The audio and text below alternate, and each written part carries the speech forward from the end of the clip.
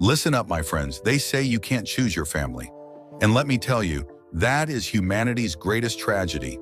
If your boss turns out to be an energy vampire, you can just hand in your 2 weeks' notice, slam the door, and ride off into the sunset. But what do you do when the person sucking you dry is your own mother, your beloved mother-in-law, or your husband? You can't exactly fire them under the labor code.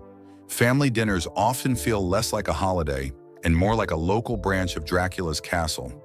You walk in as a healthy, glowing woman, and 2 hours later, you are gutted like you just worked a 12-hour shift on a loading dock. You've got a headache, your blood pressure is tanking, and you just want to lay down and die. Congratulations, you were just someone's lunch. As the old street wisdom goes, blood relatives are the people who have a legal right to drink your blood. Today, we are handing out the garlic. We are going to break down 11 types of family vampires that you all know perfectly well. You'll learn how to spot them, and most importantly, how to neutralize them. Ladies, get ready to spot your own. The second you recognize them, drop a comment. We're taking a census of the undead here. Let's go. Fact number 1, the Holy Martyr, the eternal victim. Let's start with a classic found in every second family, the Holy Martyr.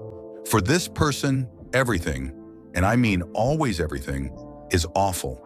If it's sunny out, it's too hot. If it rains, their joints ache. If you buy a new house, oh, imagine how much you'll have to clean now. She feeds on your sympathy. You come to her in a fantastic mood, and she sighs so heavily you'd think she was holding up the sky.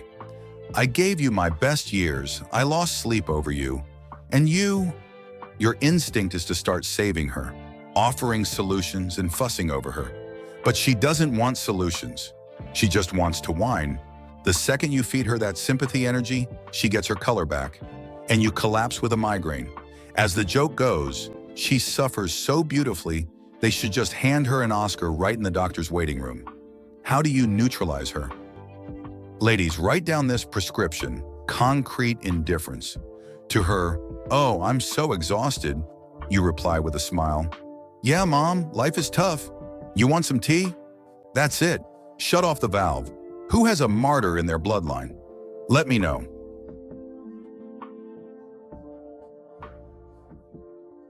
Fact number 2, I'm saying this because I love you, the Toxic Critic. Oh, these are the master jewelers of psychological sadism. They will never insult you straight to your face. They wrap a piece of poison in a beautiful wrapper of care and pop it right into your mouth. It sounds like this. "Honey, you've gained so much weight, but it actually looks good on you. It's smoothed out your wrinkles." Or, "What a delicious soup, almost exactly like my mom's. The meat is just a little tough and it needs salt. But I ate it. I appreciate your effort." They intentionally hurt you, but the second you get offended, they hit you with, "God, you are so sensitive. I'm saying this because I love you. I just want what's best for you."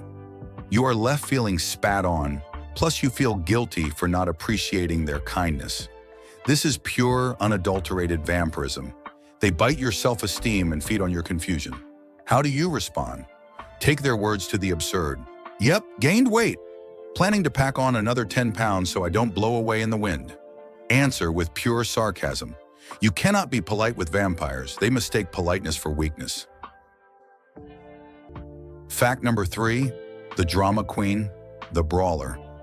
While the previous type is sneaky, this vampire works loud. They need emotions, any kind. Anger, screaming, tears, smashing plates. Peace and quiet to them is literal starvation. If the house is quiet, the Brawler will start a fight out of thin air. Why is the mug handle facing the left? You have zero respect for me. And off we go.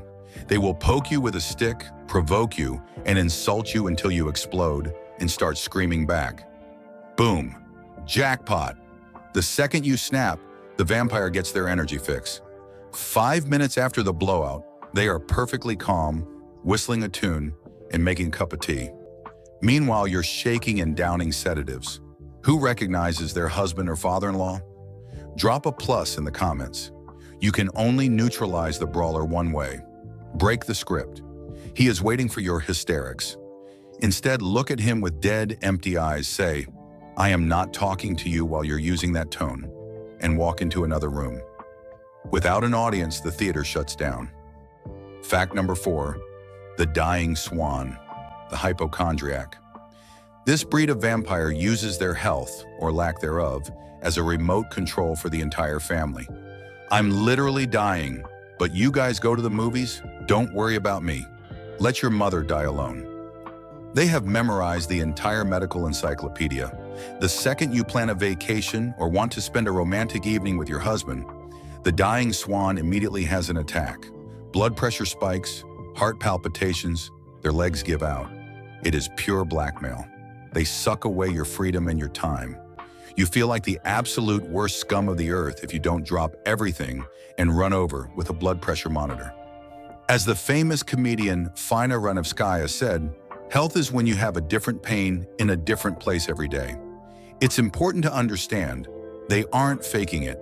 Their psychosomatics are genuinely producing symptoms. But the cure isn't pills, it's rock-solid boundaries. You say, "We have theater tickets. Call 911 if it gets worse," and you go to the theater. Trust me, the second you lock the door, their blood pressure will magically stabilize. Fact number 5, the Guilt Master, the debt accountant. This vampire walks around with an invisible ledger, keeping track of every debt you owe them since the day you were born. "I sacrificed my whole life for you. I didn't get married because of you. I washed your diapers, and you can't even come over to dig up the potatoes?" They force you to constantly feel like you are in an endless, unpayable debt. You are guilty for living better than them, for having a happy marriage, for laughing. Guilt is a massive hole in your aura where your energy leaks out. Women raised by these accountants don't know how to enjoy life. They are always waiting to be punished for their own happiness. Remember this once and for all. You didn't ask to be born. That was their choice. Love is not a loan given out at a massive interest rate. Love is a gift. If they hand you an invoice for your baby diapers, ask, "Mom, how much do I owe you in cash? Let me Venmo you right now so we can close this account." Yes, it's harsh, but you can't play nice with bloodsuckers, or they will leave you bankrupt. Fact number 6, the radio station, the toxic chatterbox. You might think this person is completely harmless. They just talk a lot. But after a conversation with them, you feel like a literal garbage can.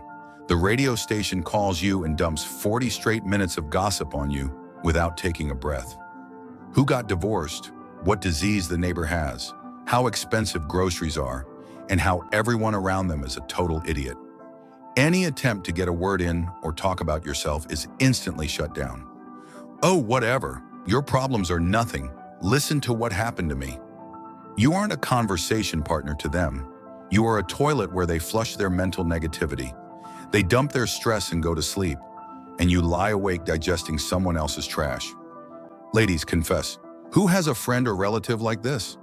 How often do you stare at your ringing phone and refuse to pick up? Let me know. Neutralizing them is simple. Learn to interrupt. "Hey, fascinating story about the neighbor, but my pot is boiling over. Gotta go." Hang up. Your time is your life. Don't waste it being someone's free radio broadcast. Fact number 7, the Devaluer, the family sniper. The most devious type, killing your self-belief with a single sniper shot. You come in glowing. "I got a promotion." The response, "Well, I guess they had no one else to give it to in your little company." You say, "I lost 10 pounds." The response, "Really? Your face looks kinda gaunt. It aged you." Devaluers are deeply unhappy, envious, miserable people at their core. Someone else's success causes them actual physical pain. To avoid feeling like they are at the bottom, they have to drag you down to their level. They suck your joy to feed their own inner demons.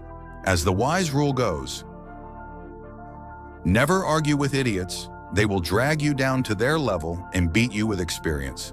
Never wait for their praise. Stop sharing your wins with them. Put them on a strict information diet. No info equals no opportunity to devalue it. Protect your wings from people who were born to crawl. Fact number 8, the Interrogator, the boundary violator. This vampire firmly believes you have absolutely zero right to privacy, secrets, or boundaries. Usually, these are helicopter moms or controlling husbands. They snoop through your closets. They demand to know who texted you, where did you go, how much did that shirt cost, why aren't you guys having a second baby? Their control is disguised as care. I'm just worried about you. But in reality, control is power. By sucking the intimate details out of your life, they strip you of your independence. And if you snap back, you're immediately accused of being sneaky. Guys, if your wife is digging through your phone, that's not love, that's insecurity. Ladies, if your mother-in-law is teaching you how to cook in your own kitchen, that is a hostile takeover of territory. Defend your borders like a military checkpoint with guard dogs. Answer tactless questions bluntly. That is none of your business. I am not discussing this. Will they get mad?